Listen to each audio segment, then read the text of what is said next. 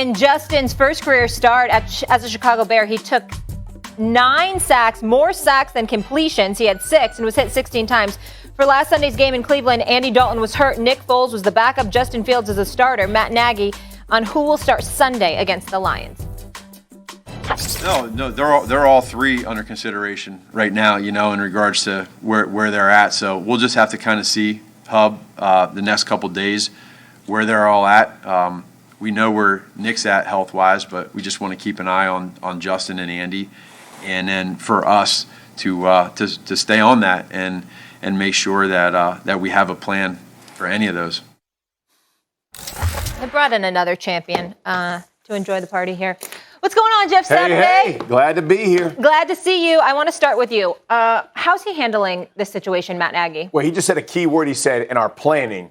And from last Sunday's performance, there's a lot of planning going on right now. And when you talk about 3 quarterbacks, I don't even understand that conversation. This was not on Justin Fields and his performance. This was a situation where you put him out in a situation where he could not succeed. Could he have played better? Sure. But after you've been hit 16 times, you think you're making clear decisions? Absolutely not. The game plan that the Browns brought in was a poor game plan, and it should have been switched. It's not that hard, Key. It's not that hard, Stephen A., to say, hey, we're getting smoked on the outside. Let's bring some tight ends in to balance some stuff out. Let's make sure we're chipping. Let's make sure we're really sitting inside. I mean, there were literal plays where there were 13 out of 20 plays where they literally let the Browns defense just tee off on them. And instead of having any kind of response to it, hey, think about the Green Bay Packers, how they played the 49ers.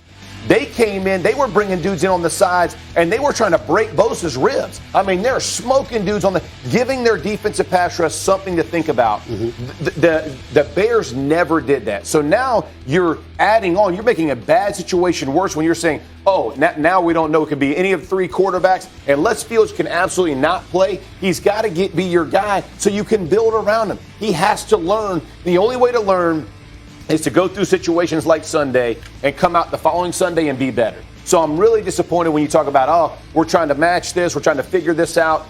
He should have said, if Fields is healthy, he's going to be my guy. He's going to come back in, and that's what we're going to do and moving forward. Chicago Bears, they ranked dead last in the passing game, dead last in yards accumulated, second last in points scored. Here's the part with all the things that you just said, which is right on the money, but one thing you didn't illuminate nearly as much as you should have. Based on what Matt Nagy said to the press, why the hell wasn't Nick Foles starting last week against Cleveland? That's the whole point. And that's the message. You're right. So the point is, going into the game, what I said was, Justin Fields is a rookie. Obviously, you're going to give him some reps. He's the future of the franchise, et cetera, et cetera. But when you got Myles Garrett, Davion Clowney, and those boys coming at you, that doesn't need to be your first start. Not with that anemic offense, not with that offensive line, not with Matt Nagy being the guy at the helm. You don't need to put him in that situation. If you're going to start the brother, start him against the Lions instead of against the Cleveland Browns, even though the Lions haven't been bad this year. Here's my point. In the end, after that disastrous performance where Justin Fields gets sacked 9 times, gets slaughtered, you come out the next day, and what do you say? I don't know who my quarterback is, which means it could be anybody. And if it could have been anybody, why wouldn't it be a guy that won a Super Bowl championship for you that's been in the league for 10 years? Why wouldn't it be that guy that was standing on the sideline next to the injured Andy Dalton saying, this offense don't work? Ooh. Literally on the sidelines. I'm quoting Nick Foles here. Mm-hmm. That's what he said. And so when you look at it from that perspective, it's just the latest element that highlights Matt Nagy may not be the guy for this job in Chicago. Certain dudes are coordinators. That's who they are. When they call plays. When they call plays. He wasn't calling plays in Kansas City. There you go. So, I understand that. Well, Eric Bieniemy, we all want him to be a coach. Eric Bieniemy is calling plays. Yeah, but sometimes Andy Reid was in the past. And that's why we were lamenting it, because we were like, if Andy Reid, if you really, really support this brother, being a guy that's be a head coach in the NFL, let him call some plays so everybody isn't looking at you and saying, you're the guy really calling the plays. Let Eric Bieniemy do that. I understand that wasn't Matt Nagy, but in the end, it still comes down to the fact this man doesn't seem equipped to be a head coach of an NFL franchise. And you hide behind head coaches all the time. We see it in New England with Bill Belichick. Because of the success that you have, people automatically assume that guy behind him is going to be successful. Mm-hmm. Now, look, Jeff is right. It's simple, man. I could, right now, having not been in the NFL, in a coach's room, I can literally, I promise you, walk into Chicago this week and put a game plan together, and that brother will have more success than he did against Cleveland. Right. I promise you. It was that bad, guy? Because awful, it's man. not that difficult. Right. They make it more complicated than anything. And I heard what you said. Nick Foles should be the starter. Why would you blah, blah, blah against Cleveland? Against Cleveland, yes. But that's not true, though. Here's why. The game plan sucked. They didn't move him nearly as much as they should have. And to the point where when you start hearing people like Myles Garrett laughing at the fact that he got 4.5 sacks. He said he was shocked. He said he was shocked. They was anticipating being chipped on the edges, tight ends coming in motion, receivers coming down the block to seal off the edges. None of that ever happened. Well, remember, just correct before I let y'all chime back in. I didn't take the position that Justin Fields shouldn't start against Cleveland because of Justin Fields' talent. I understand. I took the position because of who he was playing for, I which is understand. Matt Nagy. Yeah. And I'm saying, no, not him in that situation because I can't trust Matt Nagy. He didn't put a competent game plan together to protect the dude. Right. If you put a game plan together for him to have success, like even though Mac Jones is 1-2, he's having success as a rookie in New England because that game plan works for his youth. Right. They'll take the training wheels off at some point in time, but not right now.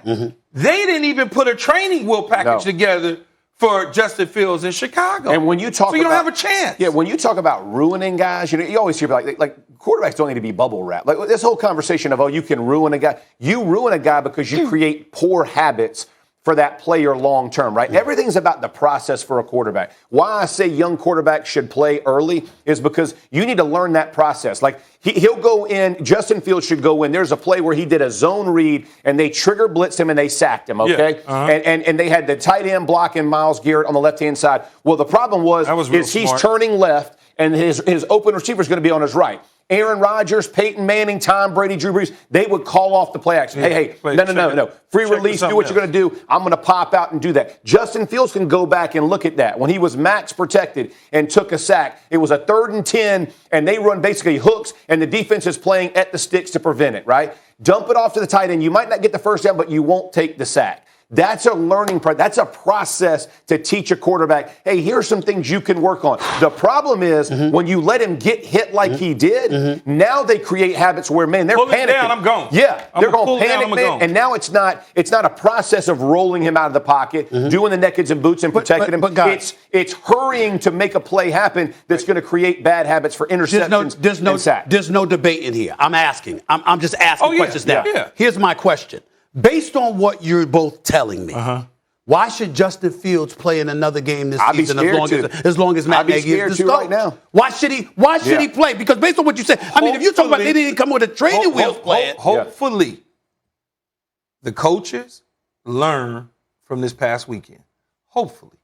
We've seen them last year struggle to figure out Mr. Trubisky in the beginning. Well, the beginning was okay. That's the most worrisome part, too. Then, that's a great point. The second half of the season, they kind of started to let Mitch Trubisky do Mitch Trubisky things. But by then, the town Chicago had soured on Mitch Trubisky. Right. he never had a real shot to come back. But see, so I had to move on from it. So it's not that they're not incompetent to figure it out. It's not competent. It's just, can they figure it out? Because you can't tell me, Jeff, what is it, 9 dudes on the coaching staff on offense? Come on. You can't tell me 9 coaches on the coaching staff on the offensive side are all blind to what just happened. I don't believe that either. I got you. Key's point about Trubisky, they put him in a drop back, in a pocket passer position, which was not the best benefit. They did the same thing to Fields on Sunday. So what does that do? That puts him on the defensive all the time. He can't use his athleticism. When you get a guy moving, he's in the line. He can now manipulate defenders. So the problem with what my concern would be, Ryan Pace, their general manager, his first meeting should have been with Nagy after the game. We will not have this again. We will not. I'm gonna tell you where I'm at with it. Based on what I'm going off of what y'all are telling me. Yeah. This is my position. I would be fearful of putting Fields back in the game as long as Matt Nagy is coaching. And if I don't see any adjustments made by Matt Nagy in some capacity, I'm not waiting till the end of the season. He'd be gone in a matter of I'd give him a couple of weeks. But I'm the general manager. He's tied to me. We're going to go together. Yeah. That's the problem. That's the problem. Yeah. And that's the problem in Chicago. Unless the owner and the president make a decision and say, both of y'all go. Well, that's what you're talking about here. Yeah. So really, now we get to the heart of what really is the problem in Chicago. You've got a GM and a head coach that are tied. tied at the hip together, and as a result, you're going to see limited movement unless ownership gets involved. And if ownership gets involved, it ain't going to be one of them that's going. You got to get rid of both of them. Let me so tell you, Fields is getting screwed over. Yeah. And you're right. The whole Tide thing, the problem is their defense is so good, they're going to keep them in games. Yeah. Like, they're going to win some games. They're going to sneak up and win some games. I don't think that's a problem. And you know why I don't think that's a problem? Because that's happened with Mr. Trubisky. Yeah. You saw the defense get compromised to some degree because Trubisky couldn't get it done under Matt Nagy. So why wouldn't that happen? But if they go 8-9 or 9-8, that's not good enough. Do they keep them? I mean, No. That's going to be the concern. No, they got to go. That's the whole Tide together. Here's what you do if you want to win some games and you want to stay competitive in the division. Right. Run the football. Absolutely. Montgomery. Play defense, run the football, and every now and then use your athletic ability. That's all you got to do, and you're going to win a lot of games. Dropping him back, no. Yeah, is where he's not the pressured answer. 60% of the time. Answer. Yeah, absolutely. All right, they'll be looking for their second win this Sunday when the Detroit Lions come to town. We'll keep it rolling here. Jeff, you'll be back. We got a Steven C list coming up. We're ready. We need you We're to ready. See, that's betrayal. No, that's betrayal right there. I didn't mean to say that. Hey, It just you being came honest. out. You being honest. I'm with It's you, a Mom. Freudian slip. Still to come on First Take, Kyrie's a magician on the court that we all know.